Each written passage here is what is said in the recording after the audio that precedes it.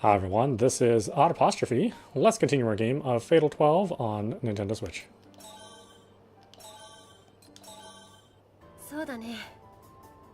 君に僕の昔の話をしたとき、アメチャに入ってから君に出会う話をほとんど省略していたと思う。その空白を今から埋める。この話はあくまで加害者側の話。被害者の人生を奪ってしまったことに擁護のしようはなく、被害者の家族にどれだけ恨まれようが仕方ない。君も知っている通り、僕は自分の母親が嫌いであり、尊敬できる人ではないと思っている。けれども、昔からそうだったわけではない。Mihara tells me about her mother's past. This must be crucial in understanding her frame of mind. けれども僕は加害者の側に生まれた人間だ。加害者にだって人生はあるから。She prefaces her story with this. It's not the first time I've heard about how her father took someone's life in an accident. She told me about it way back when, at the park too. He may have been responsible, but that doesn't mean he felt nothing over it.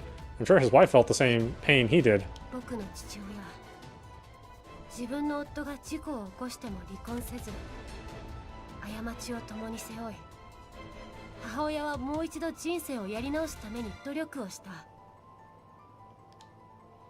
She pauses for a moment before continuing.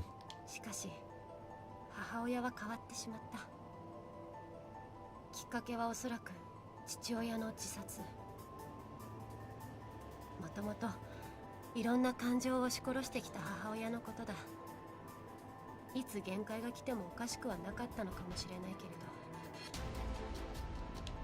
ど、一番の原因は悲しみ以上にきっと裏切られたという喪失感だ。自分の人生を捧げてでも犯罪者になってしまった夫を支えようと決意したにもかかわらず、当の本人は人生を投げた。自分の起こした行動の結果に対する責任を、これから待ち受ける罪との戦いの日々を捨てた。一方で僕の母親は父親の罪から解放されもしたんだ。自由になったと言ってもいい。Mihara's mother began looking for a new partner. Eventually, she fell for a younger man at her workplace. Mihara made it a point to say that her mother was pretty beyond that. Beyond doubt. She looked young despite her age and everything she'd been through. It made sense for her to enter a relationship with someone younger. 僕も一度その男性に紹介されたことがある。彼は子持ちの母親のことも受け入れ、間もなく婚約というところまで来ていた。この時僕の母親はいつも上機嫌だった。夕食はよく僕の好物を作ってくれたし、出かける時に服を並べて選ぶ姿はまるで少女のように幸せそうだった。決して裕福とは言えない家計を切り詰めて、僕におしゃれもさせてくれていた。ああ、僕はまだこの時期母親のことが好きだった。僕は自分の家が裕福でないことを分かっているからこそ必死で勉強し、進学校であるアメチャに小学生として入った。母親も僕が大学へ行く頃には再婚して数年が経ち、家計も安定しているだろうと見通しを立てていた。The Mishima family had a bright future ahead. Her mother never neglected her parental duties, not even while indulging in her newfound love. けれど、彼女は再び裏切られることになる。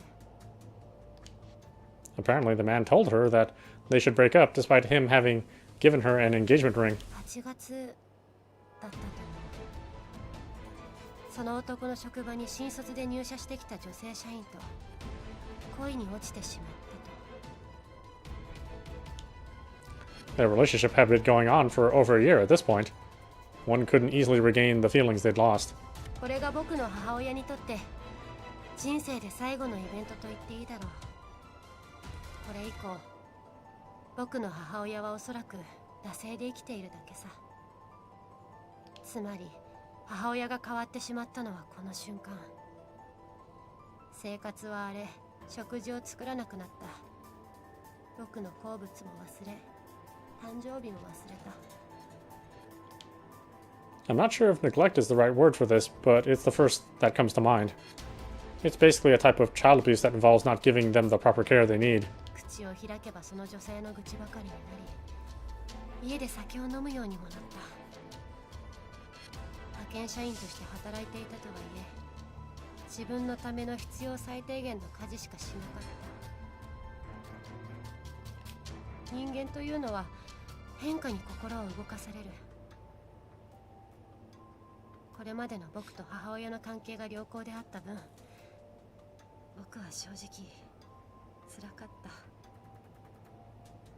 僕がリストカットをするようになったのはこの時期であり、この時期が最も自らを傷つけた。僕を見てほしかった。好きなものを買ってもらえなくても、家事をやってもらえなくてもいいから、せめて誕生日にはおめでとうの一言くらいは欲しかった。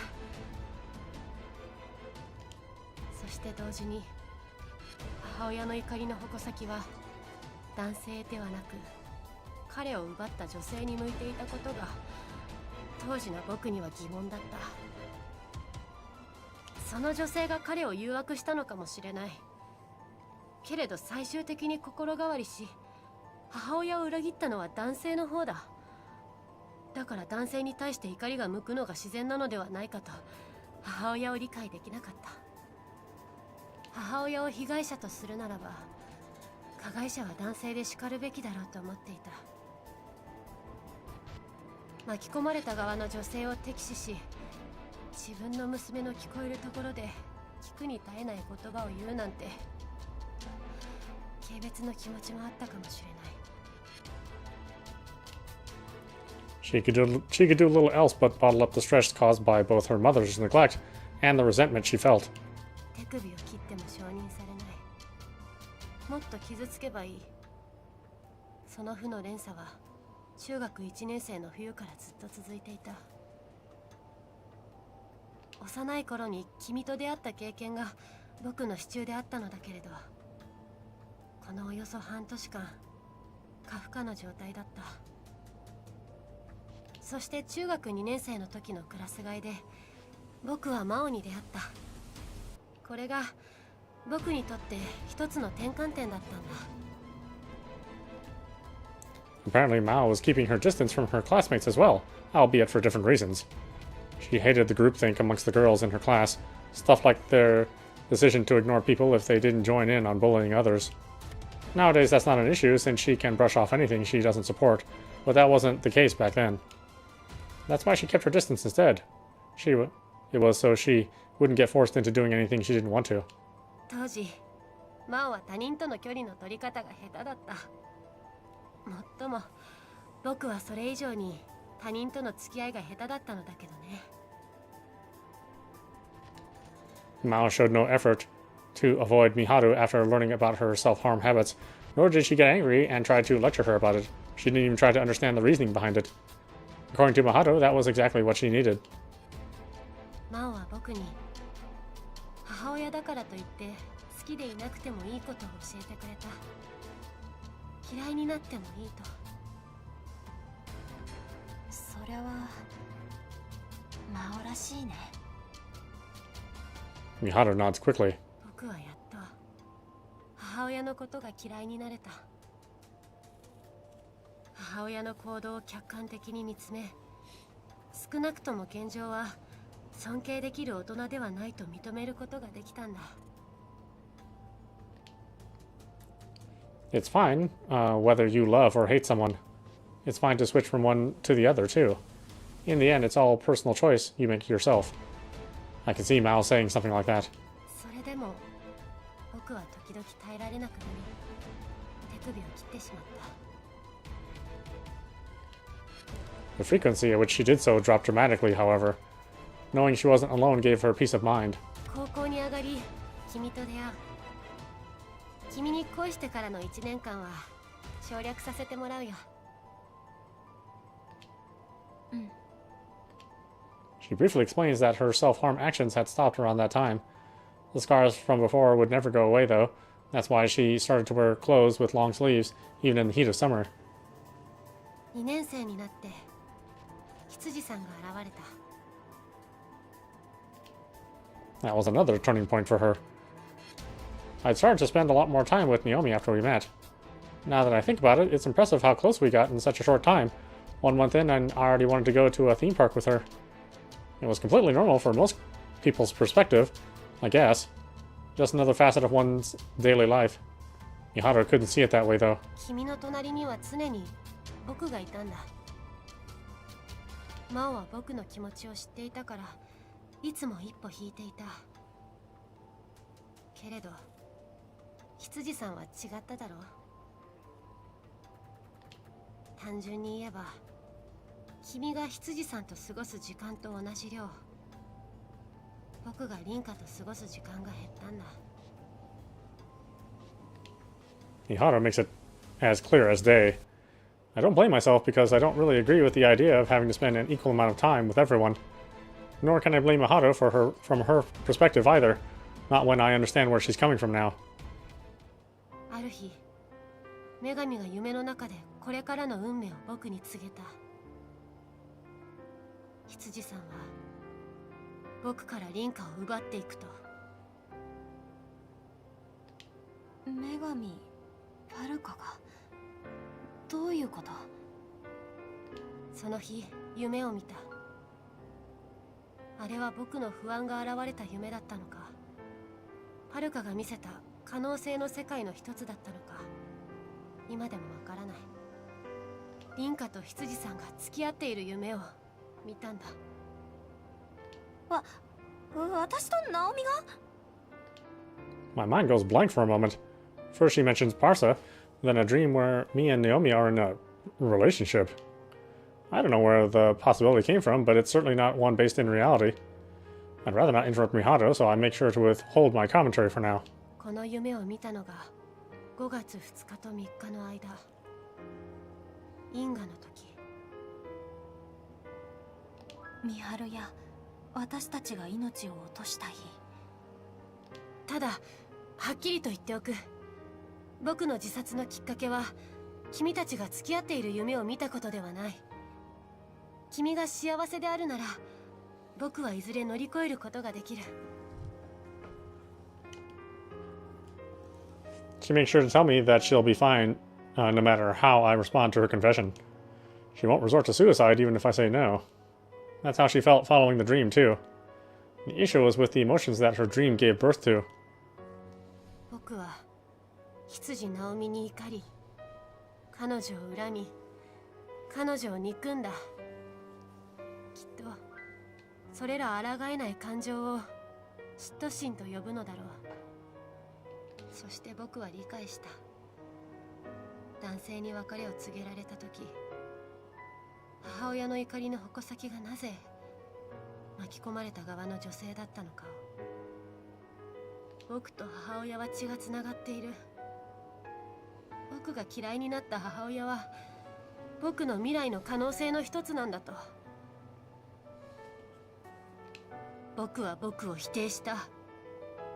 だから死にたくなった。 This was different from when she was slitting her wrists. She didn't want anyone to notice her in this situation. 自分がこの世界に存在しているのが嫌になったんだ。 That's an emotion I simply can't understand. We're fundamentally different people, after all, and it's not limited to just Miharu and myself. Not being able to understand parts of one another is what makes us all unique. 今はどう思っているの？それはある意味では女神の選定に助けられた。僕は自分を否定できる人間だと僕に自覚させた。 Her hate was so strong that it even applied to herself. She was able to denounce that side of her. Those actions gave her some form of hope, it seems. 僕は自分を許すことができた。That's why she was determined to survive divine selection until I appeared in the court of fate. She made sure to stress that. さて、ここまでが海老名美晴という人間が死に至るまでの物語。ここまで聞いてもらった上で答えを聞きたい。She turns and faces me once again, telling me all that may have required even more courage than her confession. She didn't sugarcoat the horrible things she thought about Naomi. She knows how much I love everyone in our group, too. That's why she probably didn't want to accept her feelings towards Naomi. Doing so would lead her to not being able to spend time with me. Besides, she didn't actually despise Naomi. Her envy stemmed from the fact that I had been spending more time with her. I get why she didn't want me to make a decision until I had heard this. It just proves how much she loves me. She's serious about this. 一つ確認させて。 And because she's so serious, I need to be serious and ask this too. 女神の器っていうのはあくまで一人で生き残るのは一人だけって美晴は言ったけど、やっぱり私は二人じゃなきゃ嫌だ。なんだっていいから可能性があるならそれにかけたい。 Linda's diary and an outcome where we were unable to elect one another are both parts of my belief. I want to fight back as much as possible. 美晴はそのことに対してどう思ってるの？ She casts her eyes to the ground to show what she's thinking. It's not out of hesitation. She wants to be confident in her response. I don't want an answer based on logic. I want one based on her feelings. She probably understands that. やはり僕の一番は君に生きてほしいということだ。正直に言ってくれてありがとう。 She responds in kind to my trust in her. She should know the answer I'm hoping for. I've changed my mind. Let's look for a way to survive together. That isn't the answer she gives. It kind of makes me want to shout at her, much like I did when she first said it at the start of Divine Selection. Her resolution is the same now as it was back then. It's somehow relieving, though. She still is the same person I've always known. じゃあ改めるね。 My nerves get the better of me once it's time to answer. I can feel my heart ready to explode. Miharu's face may even be more flushed than mine. Even I'm beginning to wonder how I remained so calm until now. It's only natural to be nervous. This is no doubt something that'll change both of our lives. Oh, well, I should give her an answer. 私は Oh, wow. I actually can't believe that you get these choices.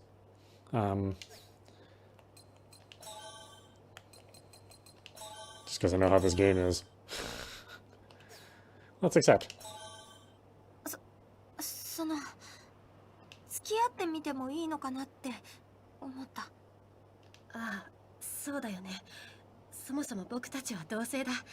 そういったことに偏見はなくとも、自分が同性と恋愛できるかどうかは別。リンカ、もう一度言ってくれないかい？私は美晴が好き。でもそれは恋愛としての好きかどうかはわからない。でもそもそも恋愛的な好きなんて私知らないから、付き合ってみて探してもいいのかなって思った。あれ、答えになってるかな？ She freezes up, her mouth almost hitting the floor. She looks like she wants to say something, but she can't find the words. In the end, she finally manages to crank out a coherent sentence. 嬉しくて死にそうだ。 She's smiling, her face beet red. This isn't her usual smile either. It's one she can't stop from spreading. That just reaffirms how cute she is to me. I can't help but match her smile, knowing that I'm about to begin a relationship with her. If anyone else saw me right now, they'd probably think I was a creeper. I'm going to fall for her. That's what I think at the time, at least. We walk back to the station that night, hand in hand. Strolling through the nighttime scenery like this feels nice. It shouldn't look awkward for two girls to be holding hands. Still, I feel a little shy about it.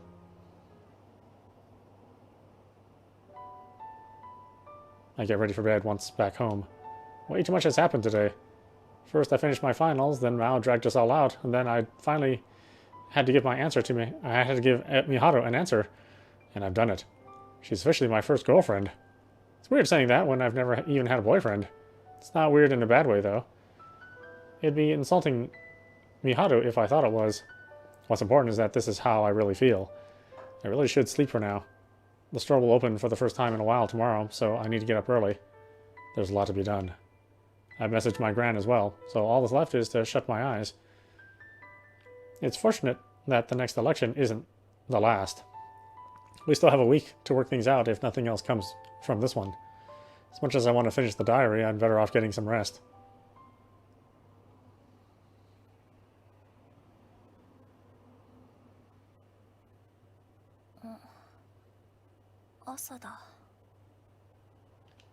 I drag myself out of bed and stretch. I'm opening up the store for the first time in a while today. There are a lot of preparations to make, so the store is only going to be open from 9 a.m. to 4 p.m. Once ready to face the day, I make my way downstairs. Miharu pops into Linehouse during the afternoon. Guess she's off work today. Kind of unusual, considering it's a Saturday. 今日は何時までの予定なんだい？4時の予定。久しぶりで開けるのも遅かったし。そうか。なら閉店作業が終わったらデートをしよう。うん、いいよ。デート？ I answer right away, but my brain has a slight delay in processing what she just said. She wants to go on a date, something couples normally do. 予定がないなら決まりだね。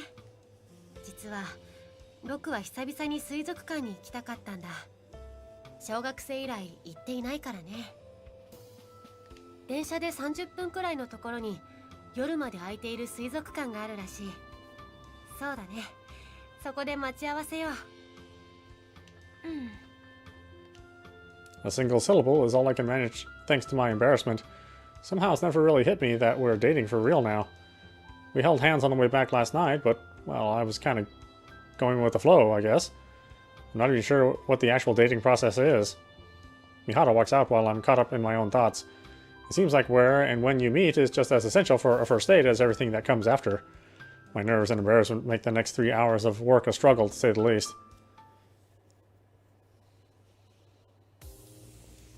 Later that day, at 5 p.m., I make my way to meet Miharu once I've closed up shop. It's still pretty bright out during this time of July. My thoughts slip out. It's amazing how the idea of this one date can get me so anxious when we've hung out countless times before. The last time I was at an aquarium was in elementary school as well. Now that I think about it, my gran took me to one pretty far out. I remember being amazed at the sight of a whale shark. The pattern on their back has been compared to that of a night sky full of stars. I remember thinking, thanks to that the aquarium was kind of like space, the sort of association only a kid would make, really. It might just be the ideal place for us to begin our new relationship, though. I mean, my understanding of love is at about the same level as space.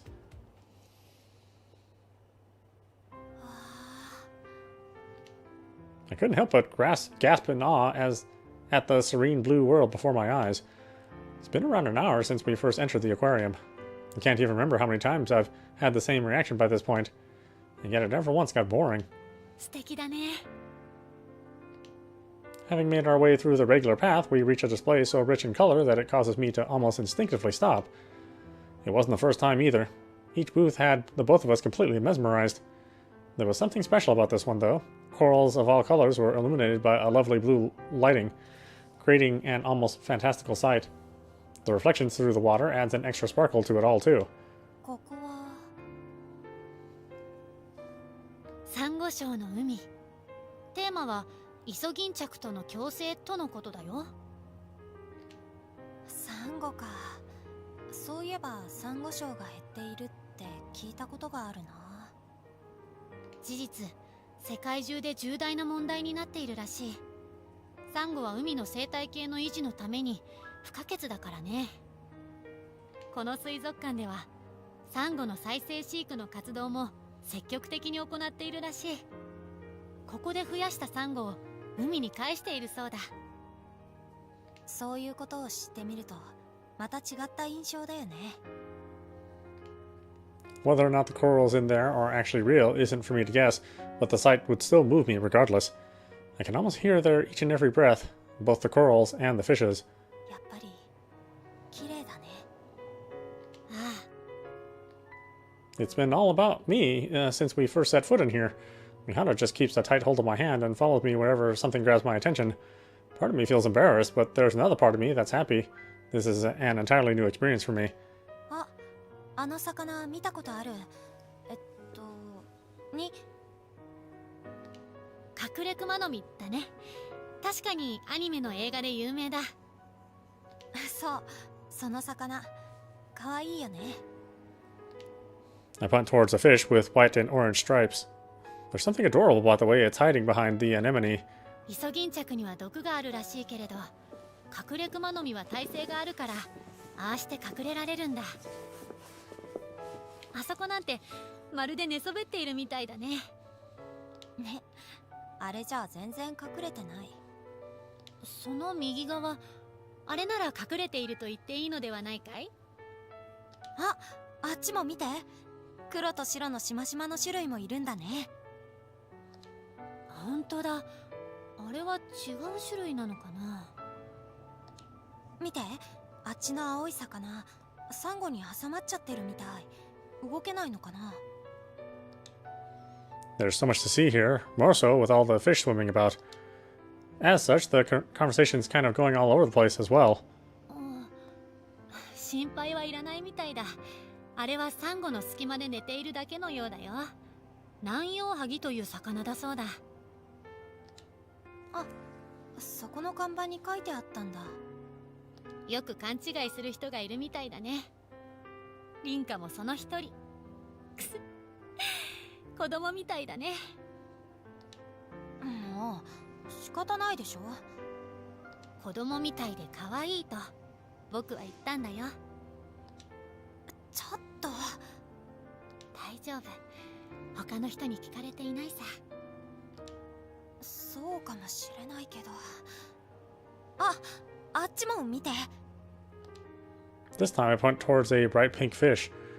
The shape's kind of weird and its mouth is all puckered up, but it's still cute. 熱帯魚か。家でも飼えるのかな。アクアリウムを趣味にしている人は多いみたいだね。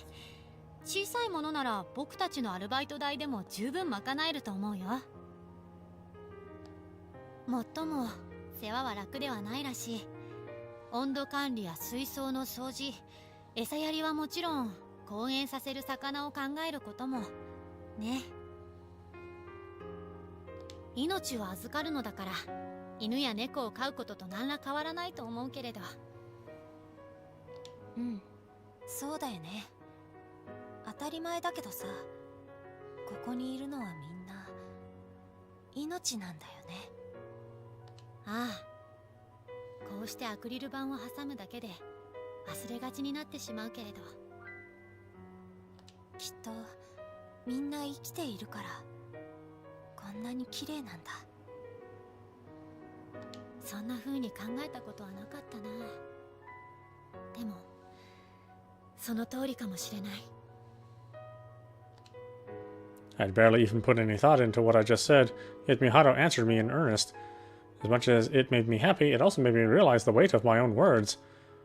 That led to a brief yet calm silence between us. ところでさ、ミハル。なんだい？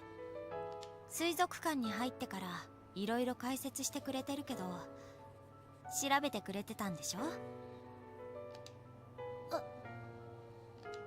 Miharu breaks a sweat the second I pull her up for that. Something about her flustered expression instinctively makes me smile. それは思っても言わないでほしいところだね。そういう反応が見たかったから言ったんだよ。仕返し。She looks away from me, her face even redder than before. Meanwhile, her grip on my hand tightens. ありがとね、ミハル。お礼を言うのは僕の方だよ。Though we face each other while saying that, we turn our attention back to the booth in front of us. この瞬間はまるで永遠みたいだ。The fish continue to swim about at their own leisure. Watching them do so helps me understand where Miharu is coming from. Having to pace ourselves based on the increasing amount of customers kind of sucked, but even still, there was so much left to see here. Our eternity here was far from over.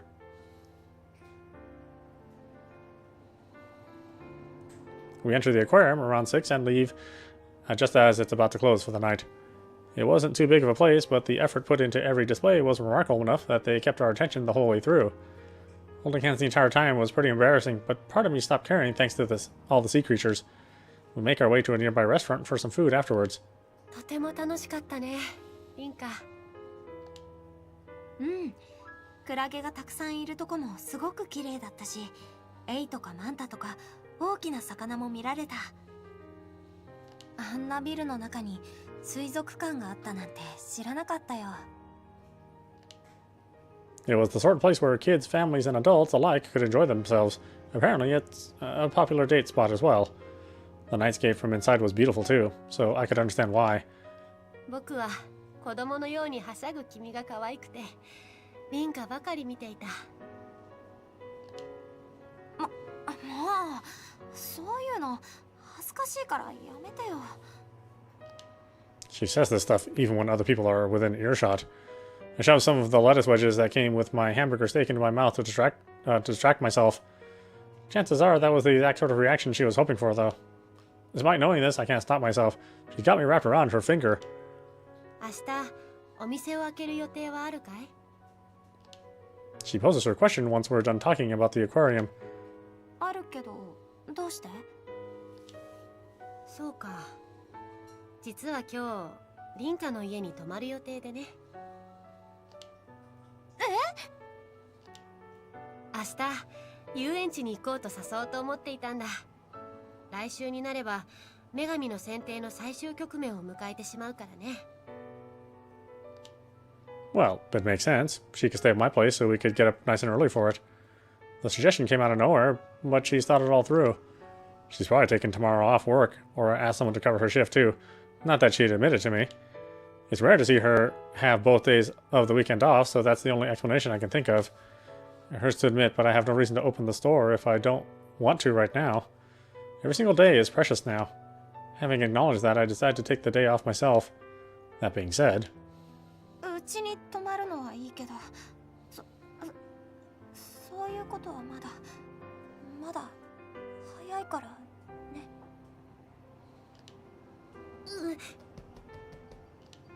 Miharu blushes profusely in response to my timid claim, drawing her eyes away from mine.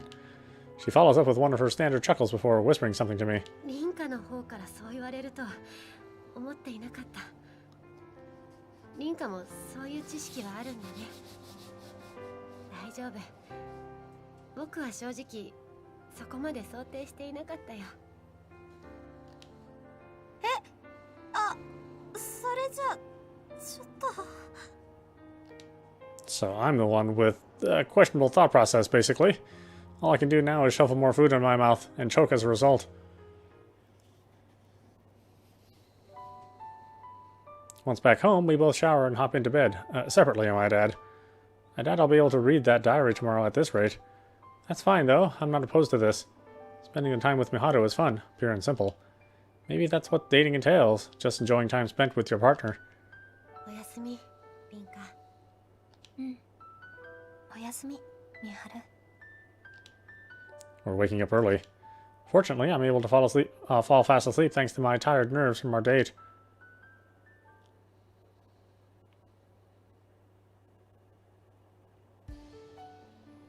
おはよう、リンカ。深い眠りだったようだね。おはよう、ミハル。あれ、もう準備終わってるの? Not only has she gotten dressed, but she also has her hair all done up as well. She seems like she woke up an entire hour before me, which means she barely got any sleep. She looks perfectly fine despite that, though. I've never seen the outfit she has on before today, either. では、僕は下で待っているよ。君の邪魔になっても悪いからね。A thought comes to mind as I watch her walk off. She's somehow more gorgeous than usual today.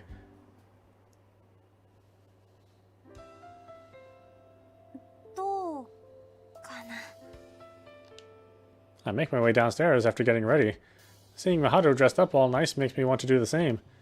My clothes looked really cute when I bought them, but I never could find the courage to actually wear them until now. 素敵だ。 She says this without reservation. I don't take such compliments very well, which causes me to look away from her out of embarrassment. Anyway, we make our way to the station since we're both ready.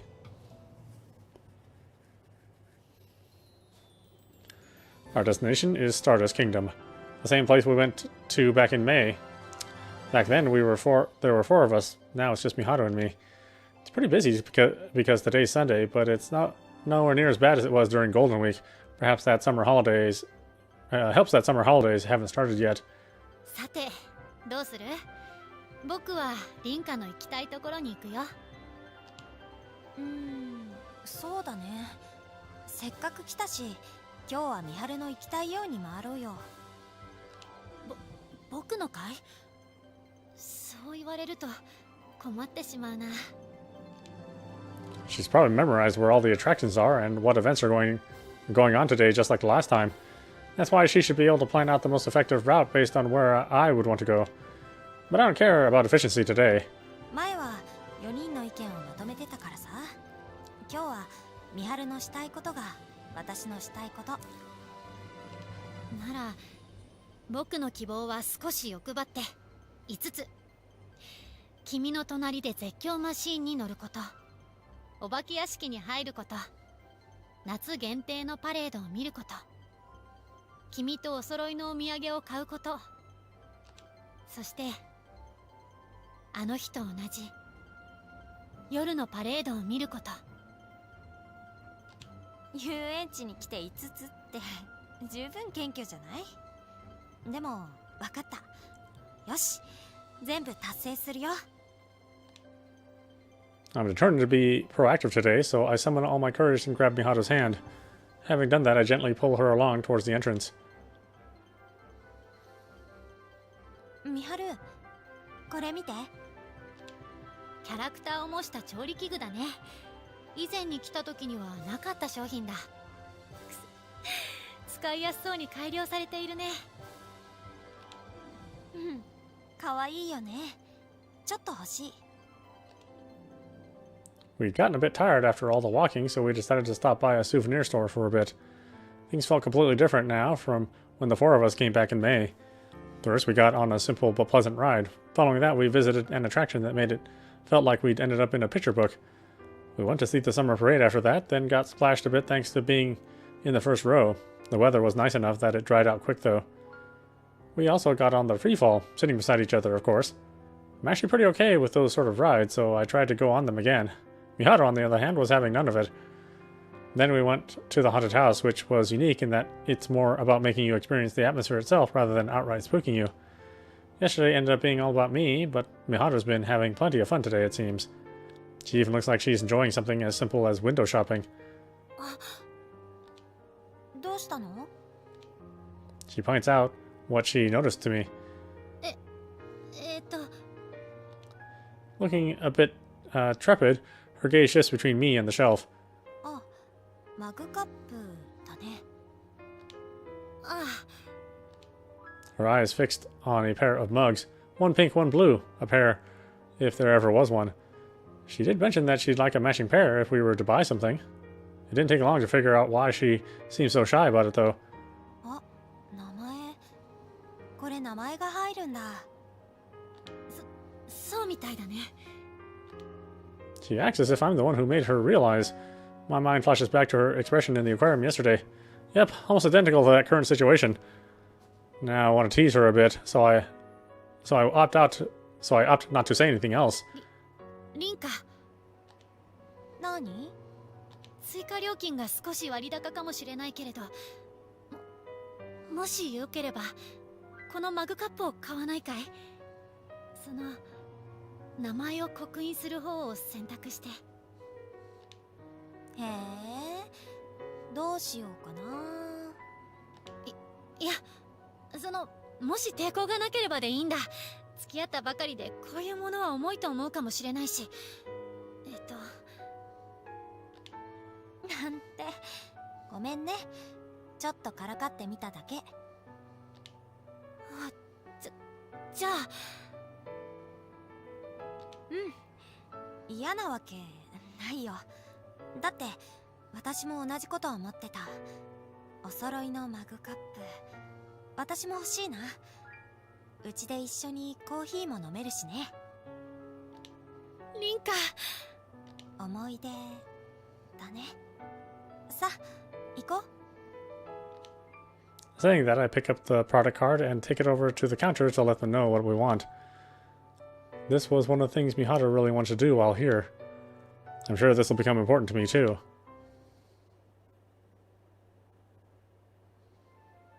We'd already done 4 of the things Miharu wanted to do by the time 8 p.m. rolled around. Once we picked up our cups, we got a picture of us together holding them. It was 1 box for the both of them, so I was in charge of taking them home for now. Now that's some responsibility. All that's left now is the nighttime parade. Technically, that's where everything began.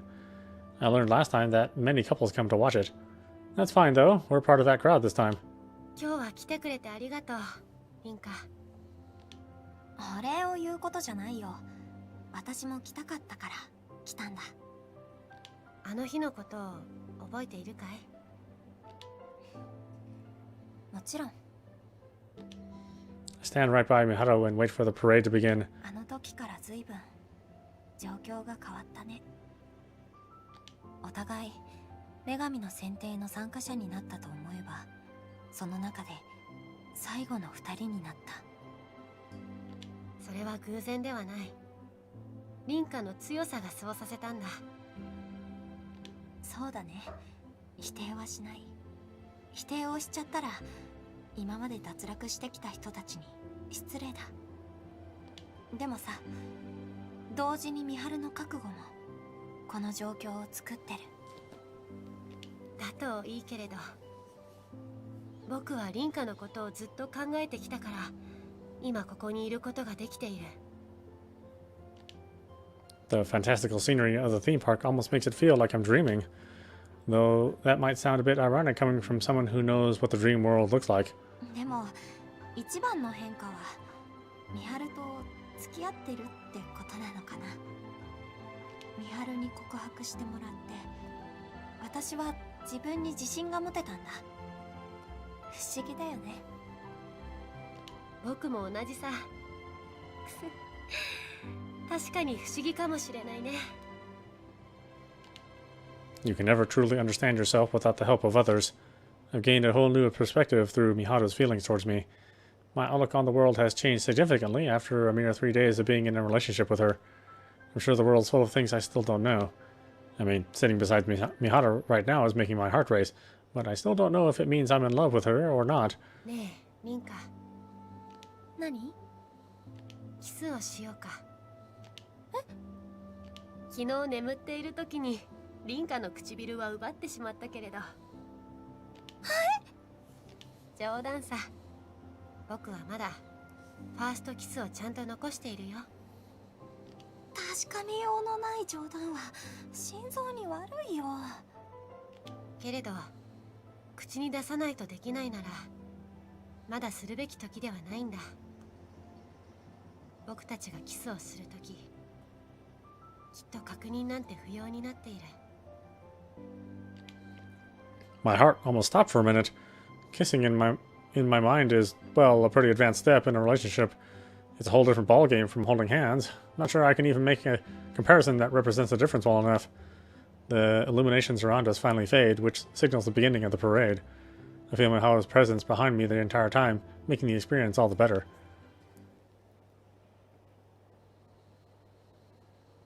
We leave the park around half an hour before its gates close. Miharu comes back to Lionhouse with me to pick up her stuff. She left it all so she wouldn't have to drag it around the park. Divine Selection is tonight. The plan for her is to pick up her stuff and leave so we can both relax before it starts. Miharu has a stern look on her face as she's about to leave. 一つ提案があるんだ。女神の選定のことだね。ああ、今週ずっと考えていたんだけれど、今日やっと考えがまとまったんだ。君が僕を指名して僕がそれを防御する。君の提案を試してみるなら今回しかないと思うんだ。どうして？今夜が11度目の選定だからさ。例えば女神は強権を持ってその指名を無効にするかもしれない。その場合でも一度の猶予があれば別の方法を考えることができる。Her proposition makes sense, so I nod. I'd been considering the possibility of how Parsa would settle things if neither of us could elect one another myself. Stuff like the number of cards we have, how many cards we've acquired thus far, they could all become factors. It's entirely possible that Parsa has the power to avoid an entire election too, considering her position. If the scenarios I've been considering end up happening, the last thing we want is for it to be during the final round. We could trap ourselves.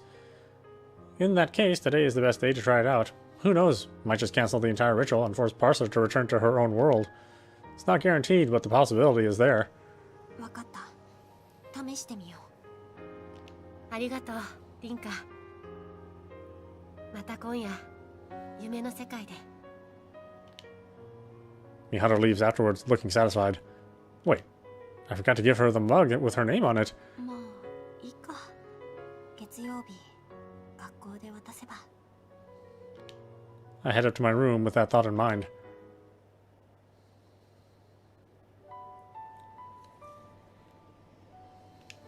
Alright, why don't we stop it there? This is audapostrophe. You've been watching Fatal 12 on Nintendo Switch. Anyway, I hope you enjoyed watching. I will see you at the next stream.